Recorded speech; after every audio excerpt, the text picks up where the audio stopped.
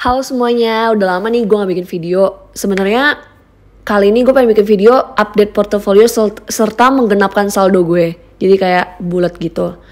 Nah, ini tanggal 14 September 2022. Sebenarnya sebelum bulan September ini kan gue ada lumayan lama ya nggak buat video. Terakhir tuh bulan Juni apa Mei gitu. Nah, tapi di bulan-bulan yang gue gak bikin video itu gue tetap melakukan pembelian kok, baik di Stockbit maupun di Bibit. Itu tuh gue tetap nabung rutin, cuma bedanya ada sih gue record video, cuma gue gak sempet editnya atau gak ada waktu untuk edit videonya. Nah, tanpa banyak cincong lagi, gue langsung pengen bahas nilai portofolio gue per bulan September 2022 ini. Nilai portofolio gue itu sebesar Rp87.566.377.000 rupiah. Nah, keuntungannya itu sebesar Rp4.012.088 rupiah. Imbal hasilnya itu plus nih 4,80%.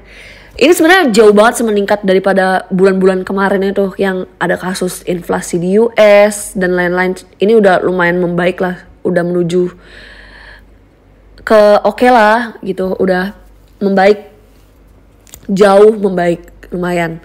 Nah, rencananya di video kali ini gue pengen ngebuletin nih saldo gue yang 87 juta yang nominalnya seperti ini menjadi 90 juta bulat. Jadi 90 juta rupiah. Itu kira-kira gue harus menambah pada pembelian hari ini sebesar 2,433 2.433.623. Nah, itu supaya saldonya itu genap menjadi 90 juta untuk pembelian bulan September ini. Sebenarnya sistem nabung rutin gue tuh berarti intinya setiap bulan itu gue harus ada melakukan pembelian. Baik nominalnya, intinya sih 1 juta sih itu paling minimal ya, itu setiap bulannya untuk di Bibit. Kayak gitu. Nah, langsung aja bedah ke portofolionya, yaitu ada dana tabungan, dana pensiun, gaji AdSense YouTube. Jadi portofolio gue masih gak berubah, masih tetap sama. Ada 3 alokasi, 3 tujuan. Yang pertama dana tabungan. Dana tabungan gue itu portofolio sebesar 40.793.688. Keuntungannya 2,1-an, imbal hasilnya 5,44%. Nah, ini ada 2 alokasi, yaitu pasar uang dan obligasi. Pasar uang gue itu sebesar 12 jutaan. Keuntungannya 1 jutaan dan imbal hasilnya itu 9%. Gila, udah kayak ibaratnya gue udah lama banget nih beli pasar uang. Dan for your information, FYI, emang pasar uang itu adalah salah satu reksadana yang gue beli pertama kali, yang gue coba waktu di video pertama gue itu 100.000 itu ya gue belinya di pasar uang karena gue nggak tahu dan takut juga kan masih. Nah, di sini gue punya 2 pasar uang untuk di dana tabungan, yaitu Sukor Invest Money Market Fund dan Sukor Invest Syariah Money Market Fund. Kalian bisa lihat ya nominal dari masing-masing reksadananya dan serta keuntungannya.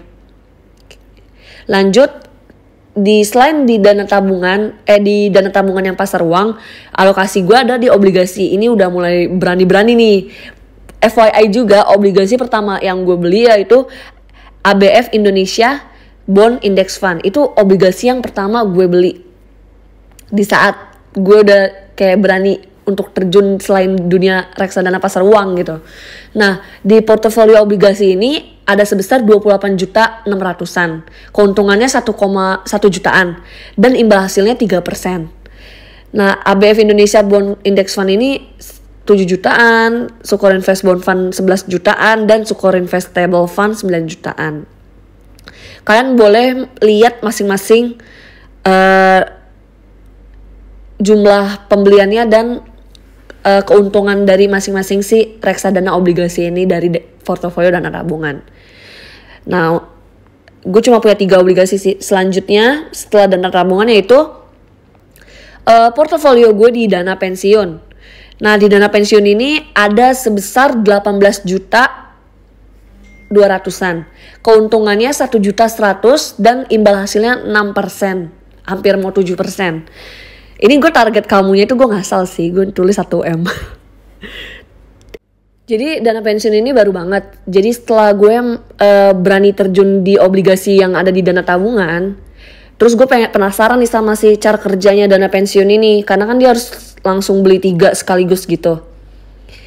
Tapi gue coba akhirnya, gue udah tahu cara kerjanya kayak mana gitu. Nah di sini ada pasar uang, obligasi dan saham kan, karena kan dana pensiun. Jadi dia paket komplit lah, ibaratnya paket combo.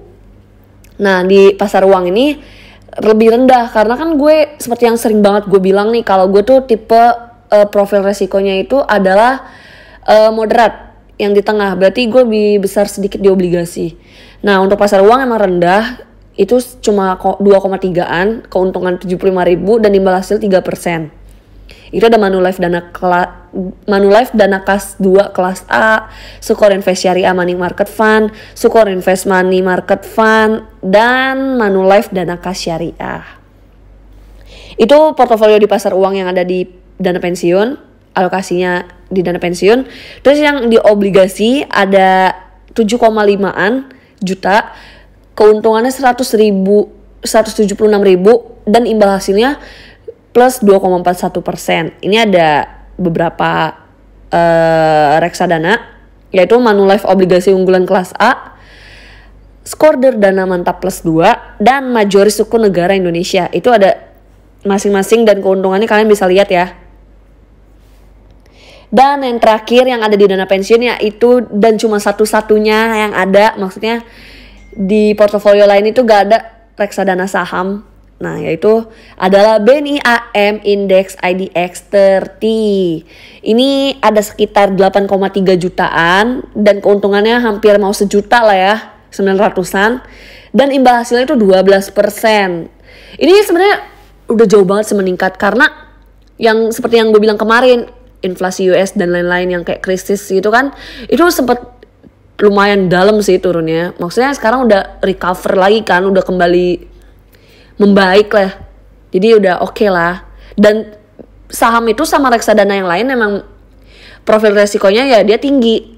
Jadi fluktuatifnya itu juga fluktuasinya lebih besar daripada yang lain, daripada obligasi dan reksadana pasar uang. Nah jadi kalian lebih baik cermat-cermat lah sebelum membeli, cari tahu informasi yang banyak. Jangan cuma beli karena enak nih lihat orang untuk keuntungan imbal hasilnya segini, kayak gitu. Itu jangan, itu malah jadi takutnya kan gambling. Nah balik lagi, kalian beli, kalian taruh uang kalian di tempat apa, di tempat yang kalian tahu sistem kerjanya, di mana yang kalian paham gitu. Nah yang terakhir itu ada gaji AdSense YouTube. Ini sebesar 28.500.000-an, keuntungannya 700.000-an dan imbal hasilnya 2,62%. Sebenarnya target kamunya itu kan kemarin udah tercapai 20 juta. Terus gue naikin lagi 30 juta. Iseng aja sih. Nah ini ada di pasar uang dan obligasi. Gue taruh 2 gitu alokasinya untuk di portofolio ini. Ada untuk pasar uang ada Manulife Dana Kas Syariah, dan yang di obligasi Dan yang di obligasi ada 2, Sukor Invest Bond Fund dan Sukor Invest Stable Fund. Kalian bisa lihat masing-masing besarannya.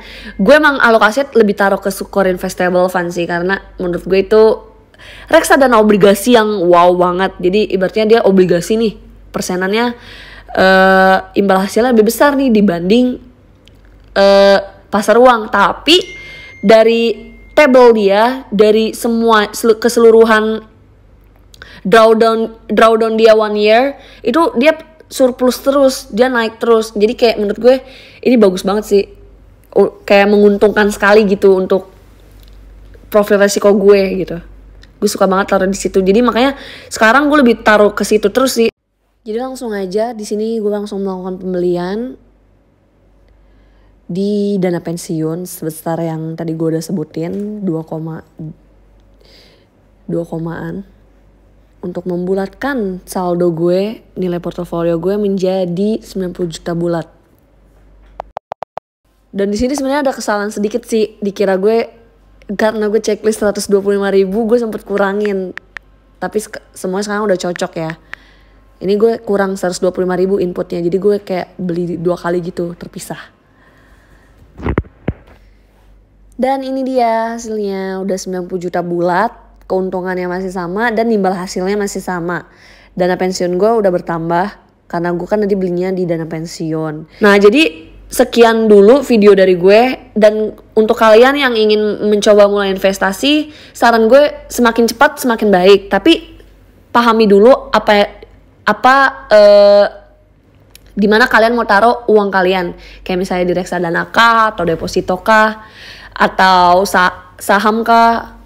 Itu kalian pikirin dulu, atau P2P, banyak kan instrumen investasi yang ada nih di zaman ini, kayak kripto dan lain-lain. Itu kalian pahami dan kalian mengerti dulu cara kerjanya, dan pastiin dulu tujuan kalian itu apa, berapa tahun ke depan kah untuk tujuan kalian investasi, kayak gitu, biar kalian nggak salah menaruh uang kalian di tempat yang salah, maksudnya kayak nggak sesuai tujuannya. Kayak misalnya nih emas kan itu kayak lama ya, maksudnya kayak misalnya buat berapa tahun untuk melawan inflasi. Terus kalian misalnya butuh uangnya buat cuma kayak 1 tahun ke depan, kan kayak rugi dong, maksudnya kalau misalnya emas lagi turun gitu. Nah lebih baik kalian tentuin dulu nih tujuan kalian, dan kalian pahami instrumen yang kalian mau taruh uang kalian di situ gitu. Semangat juga yang buat kalian yang baru nabung, baru mulai investasi, karena gak ada kata terlambat untuk kalian memulai sesuatu. Untuk kalian belajar itu gak akan pernah ada kata terlambat. Dan banyak banget juga nih yang udah pakai referral gue.